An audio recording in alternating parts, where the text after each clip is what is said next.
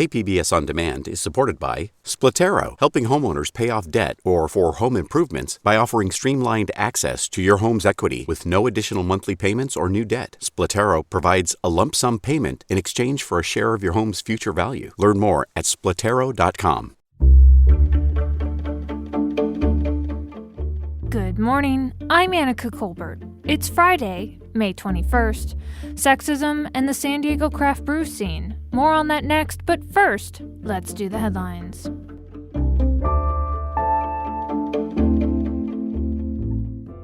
The Department of Homeland Security said in a tweet on Thursday that non-essential travel across American borders, including the one here at San Ysidro, will remain restricted through June 21st. They say it's to combat the spread of COVID-19 and that the department is working closely with Canada and Mexico about easing restrictions as conditions improve. San Diego District Attorney Summer Stephan announced a new program on Thursday that aims to keep young people out of the criminal justice system. Here's Stephan. It's an early intervention program that prioritizes diversion options for youth instead of filing criminal charges. Diversions like therapy and monitoring services, Stephan says Black, Latinx, and Indigenous youth will get the services they need from professionals who understand their backgrounds.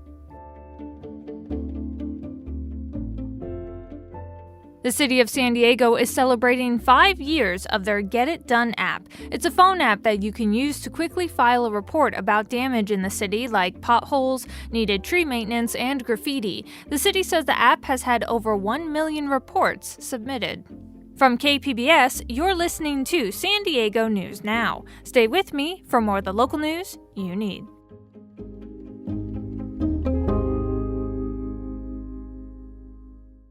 KPBS On Demand is supported by UC San Diego's Art Power, presenting cellist Joshua Roman, performing from his album Immunity, alongside music by J.S. Bach and more. Sunday, June 22nd at UC San Diego's Epstein Family Amphitheater. Reserve your tickets at artpower.ucsd.edu.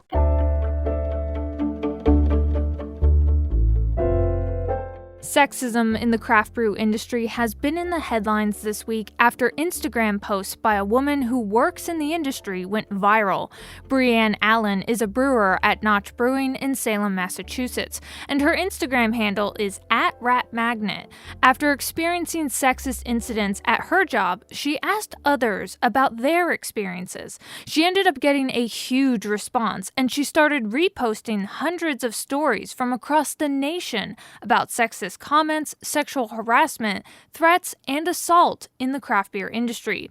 And those viral posts ended up having real impacts in San Diego. On Tuesday, the CEO of Modern Times Brewing in San Diego, Jacob McKean, stepped down amid allegations of sexual assault and unsafe working conditions. Many San Diego breweries are now coming out in solidarity with women in the industry. But for the women who work here in San Diego, honestly, unfortunately, not many of us were shocked. There is so much of this that goes on in everyday life for women in the industry. That's Lexi Russell Martin. She's an assistant brewer at Duckfoot Brewing in Miramar. She's also co-leader of the San Diego chapter of the Pink Boots Society, a nationwide organization dedicated to supporting and educating women in the craft beer industry. The thing is, sexism in the industry just isn't new, and some steps have been taken to combat it. In 2017, the Brewers Association added lines to its code of conduct to effectively ban sexualized names for beers and inappropriate images. That banning actually really did help a bit. The problem is not every brewery is a part of the Brewers Association. And I think really we have been trending in the last several years in the industry as a whole to getting away from sexualizing beer. And not only that, but just starting to accept that women are a part of this industry. In the past, brewery operations have always been a boys' club. And, you would expect a middle-aged, white, affluent, bearded male to be your brewer. And that's very much changing these days. We have so many women in the industry these days, and we're kind of getting to the point where we have to force people to accept that we're part of this And so far, she says, there's one thing that's missing: accountability. So many times these things happen, you know, either in confidence or not, and nothing happens. And so our push now is we need to make sure that when these things occur, action's being taken. And we can't let this go by the wayside any longer. Can't go by the wayside any longer because women now own and run breweries in San Diego. Here on the podcast today is one of the co-founders of Mujeres Brewing, Estela Davila. Mujeres is an all-women brewery founded in San Diego's South Bay. Their mission, like the Pink Boots Society, is educating and empowering women in the industry. Estela, welcome to the podcast. Thank you so very much for having me. So I'm wondering, have you personally experienced the type of incidents that Alan posted about in her Instagram page? I'm sorry to say that all women probably in beer have. It's not an isolated incident, and it's not something that people in the beer industry are proud of, but it does happen. Can you recount any personal experiences that you've had? More than anything, it's just men tend to think that some of the comments that they say aren't sexist or demeaning. Just like I still get people, I'm behind the bar serving beers, and I'll still get men that come in and say, but you don't even drink beer. You know, why do they say that? Why do they assume that? Or another one that I get is, have you actually tried that beer? I'm like, yes, I kind of work here. I have tried all the beers here. So, and I don't mean to like make light of it, but it's a daily thing that kind of occurs. And you get the, oh, why don't you smile more? Or, you know, you'd make better tips if you smiled more kind of thing. And it just, yeah, it's rough. It's rough sometimes. But I also want to point out that for the bad, there's a lot more good. So I just think it's maybe a little bit of lack of education. And maybe they just don't understand that what they're saying, you know, hurts people. But hopefully we're going to change that. And that's what we're trying to do at Mujeres. What was your reaction when you saw these posts in the industry getting so much attention? I don't want to say I was glad about it, but I guess I'm glad that it's finally out there and people are aware of what does happen. It seemed to start a conversation. Exactly. Yeah. It needed to be done. And conversations have been started before, but not to this level. There was incidents last year with Boulevard Brewing. I don't know if you're familiar with that.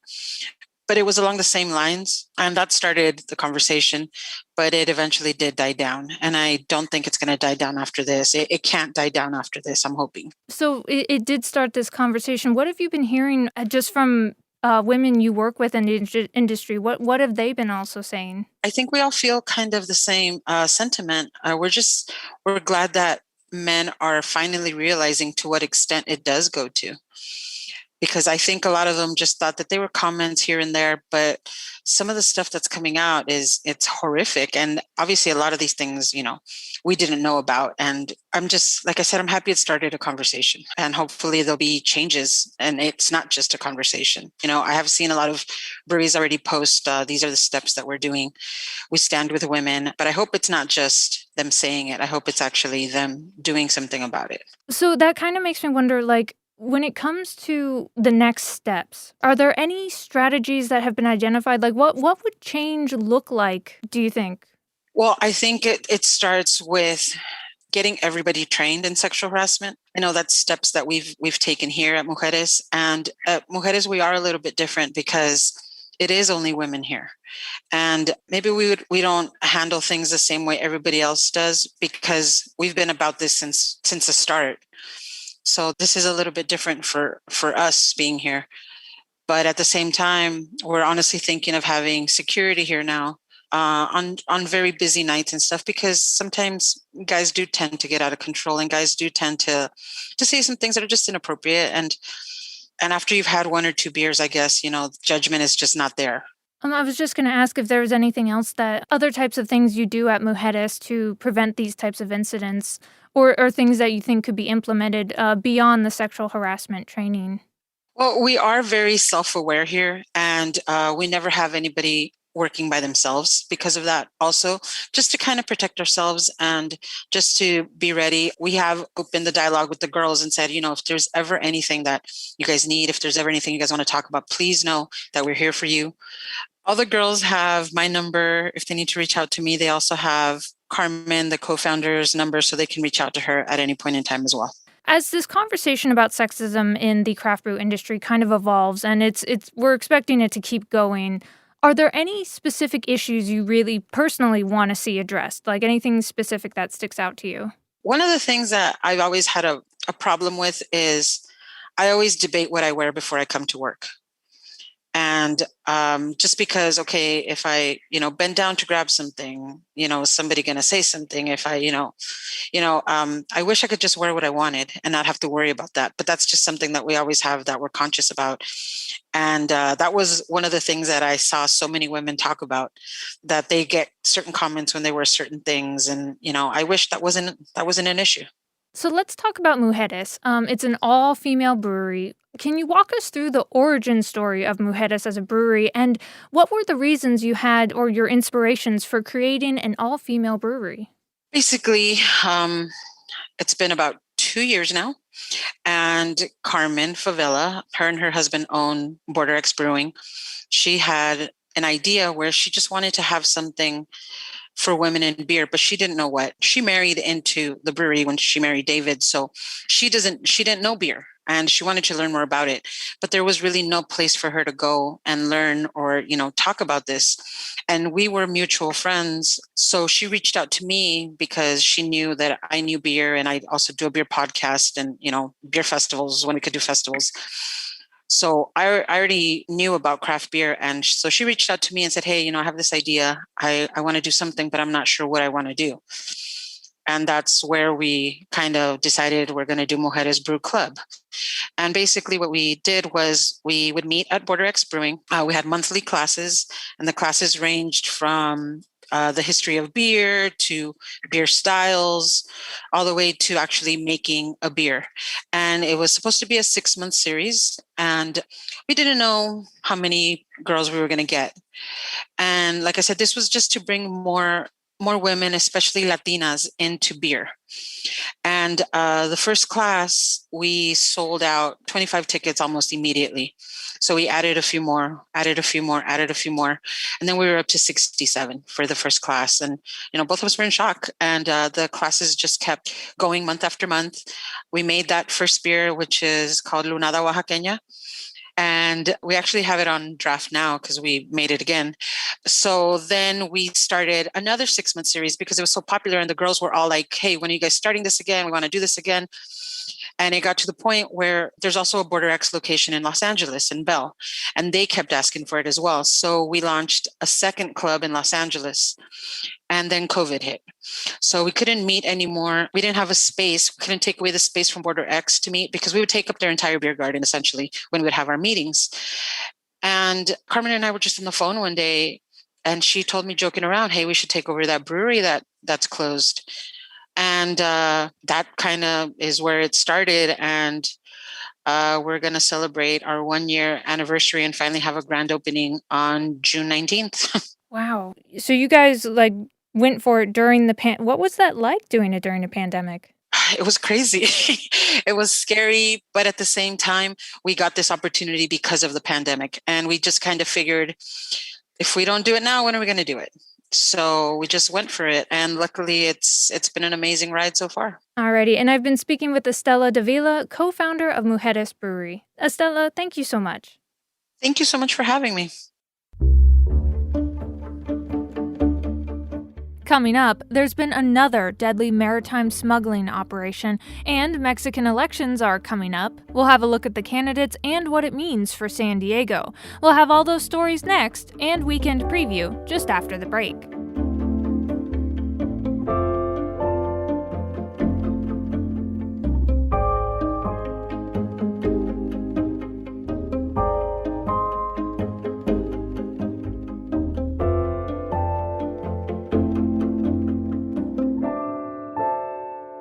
KPBS On Demand is supported by Latino Legacy Foundation, presenting their Storyteller series, Reach for the Stars with Ellen Ochoa, the first Latina astronaut. Welcome Serenade by the all-female mariachi Amapolas, Sunday, June 29th. More at latinolegacyfoundation.org.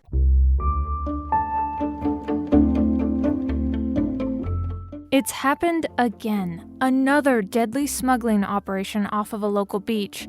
Border Patrol spotted the boat near Point Loma at around 5 a.m. on Thursday morning. A short time later, lifeguards had to act fast near La Jolla to save people who were dumped into the water.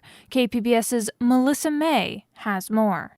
Lifeguards were notified of a vessel inside the surf with people in the water needing assistance in La Jolla off Marine Street. Lifeguards rescued 10 people from the water there. 8 were taken to 4 local hospitals. We were later notified that there was the vessel had washed up at Wipeout Beach near the children's pool, about a mile north of the original rescue location. There was only one person near the vessel. That person was pronounced dead at the scene. A total of 15 people were taken into custody. Earlier this week, authorities detained 23 people on another suspected smuggling boat. And earlier this month, 3 people died when another boat capsized off Point Loma. University of San Diego professor Ev Mead explains why migrants are getting desperate. A regional refugee crisis in Central America, an economic crisis caused by the pandemic, and then a crisis in our immigration system where we have way more demand than we have ability to adjudicate cases. If you put all that together, you've got some really desperate people who don't feel like they can wait, and very, very little opportunity for them to come in a safer way. Mead says migrants are targeted by smugglers and unaware of the dangers. You don't actually have the tools to make a rational risk assessment. What you have is a low-level representative of organized crime coming to you and offering you a service. Passengers on previous boats were identified as Mexican and Guatemalan nationals.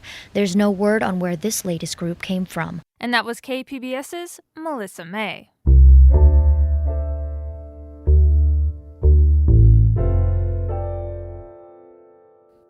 It's election time in Mexico, and Baja California will soon get a new governor. KPBS's Tanya Thorne tells us about some of the candidates and how this election impacts San Diego. Thousands of offices are at stake in Mexico's upcoming election. Almost half of the country will elect new governors. Christian Dunn, a representative for the Morena party, says June 6 will be a historic day for Mexican citizens to go to the polls. This is the largest election in the history of Mexico because it's a concurrent election. Before, local elections were held one year and federal elections the next. For the first time, federal and local elections have been combined. In Baja California, 7 candidates are running for governor. 3 of them are women. Rafael Fernandez de Castro, the director of U.S.-Mexican Studies at UC San Diego, says 3 candidates are currently leading the polls. The one who is ahead in the polls is Maria del Pilar, which is the candidate of Morena, the party in power, and she is currently the mayor of Mexicali. Pilar has been advocating for free drug rehabilitation, increased salaries for police forces, and keeping an eye on crime by setting up 10,000 security cameras. Following Pilar in the polls is best candidate Jorge Hank Ron, who owns the Tijuana soccer team, Los Cholos de Tijuana, as well as the largest sports betting company in Mexico, Grupo Caliente. Who is a very controversial figure in Tijuana, in the entire Mexico. Hank Ron has been rumored to be a suspect in a variety of money laundering investigations. His campaign message has been about providing security, education, and development. Fernandez de Castro says Hank Ron may also be taking votes from another top 3 candidate. Well, people say that he's basically dividing and just limiting the chances of the coalition between PAN and PRI, who have Guadalupe Jones, a former Miss Universe. Originally from Mexicali, Guadalupe Lupita Jones doesn't have much political experience, but says this is to her advantage as she says she is a true citizen candidate.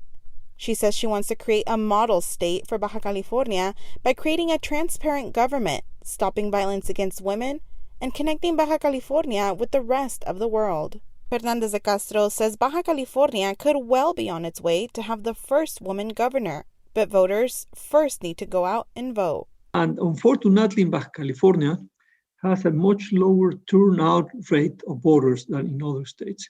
Fernandez de Castro says in the last governor election, only 29% of Baja Californianos voted.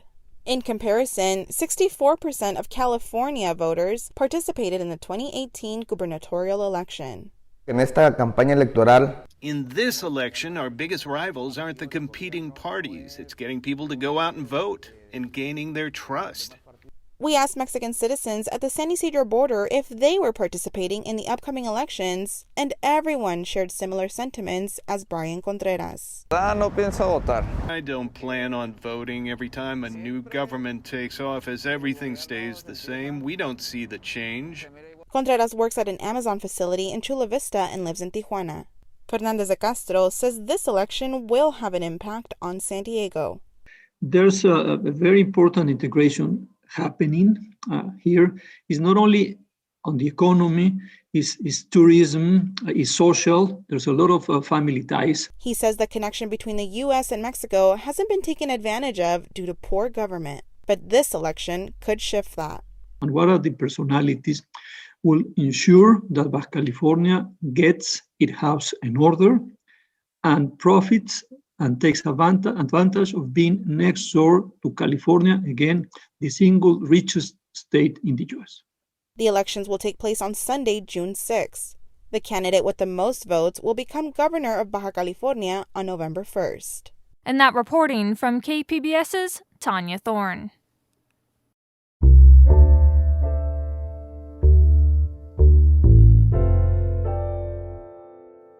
And before I let you go, we have Julia Dixon-Evans here with her top picks for local arts this weekend. Here's Julia.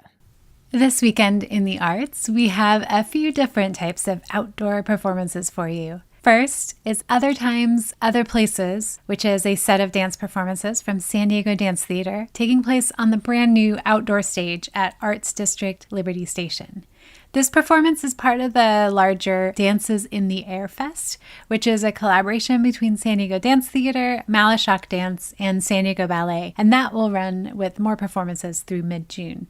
For this first one, they're bringing together Gene Isaac's Phantom Bodies Revisited. That work was originally centered on the AIDS pandemic, but Gene Isaacs has tweaked it for the COVID era. And they're also bringing in Terry Wilson's 2020 work called Words Move. You know how this is. Which is set to and inspired by poetry, like this one, If You Forget Me by Pablo Neruda. Autumn at my window. If I touch near the fire the impalpable ash, or the wrinkled body of They're also performing Kamala Samfan's Purposely Accidental and bringing in a guest artist and choreographer, Rosanna Tavares, who will perform a brand new work, Milonga Mia. These performances will take place Friday and Saturday at 6:30 and Sunday at 2:30. Next, the San Diego Master Chorale will perform on Sunday evening at the Water Conservation Garden at Cuyamaca College, which is worth a visit anyway. The program will feature 2 compositions that are about the importance of the environment and conservation. That's To Stir Up Our Wits by Greg Brown, which is part of the larger work Vidi Aquam, or I Saw Water, and Libby Larson's We Pray to Be at Peace, which is from Missa Gaia, or Mass for the Earth.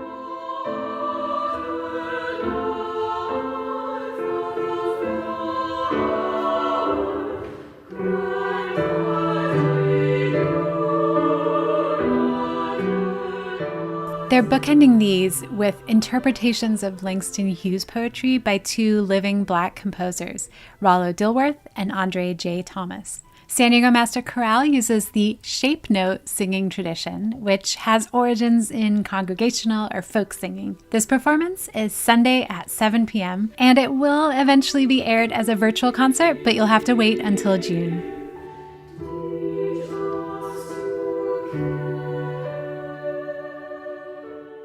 And the San Diego Symphony will finally get to perform in their brand new Bayside outdoor venue, the Rady Shell at Jacobs Park.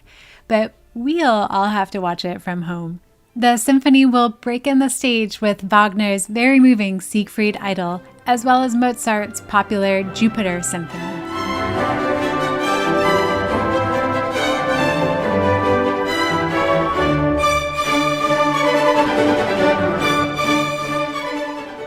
The show is called What's That Sound? First Music from the Shell, and it streams Friday at 7 o'clock. And And as a bonus, Saturday is World Goth Day. So if all of this outdoor art is giving you some sort of emotional hay fever, you might be interested in Robin Roth's Goth DJ set at the Casbah Saturday evening beginning at 7:30 p.m. Food purchases are required and you need to wear a mask if you leave your table. For more arts events or to sign up for my weekly KPBS Arts newsletter, go to kpbs.org/arts.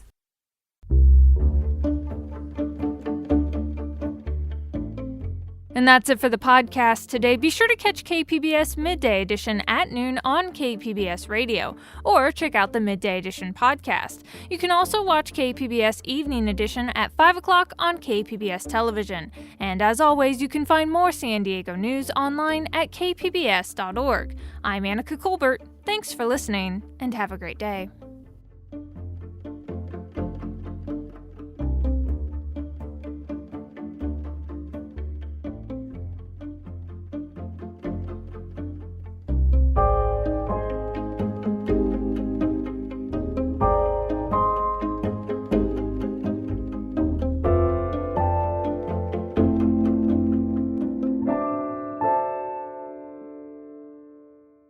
KPBS On Demand is supported by UC San Diego's Art Power, presenting cellist Joshua Roman, performing from his album Immunity, alongside music by J.S. Bach and more, Sunday, June 22nd at UC San Diego's Epstein Family Amphitheater. Reserve your tickets at artpower.ucsd.edu.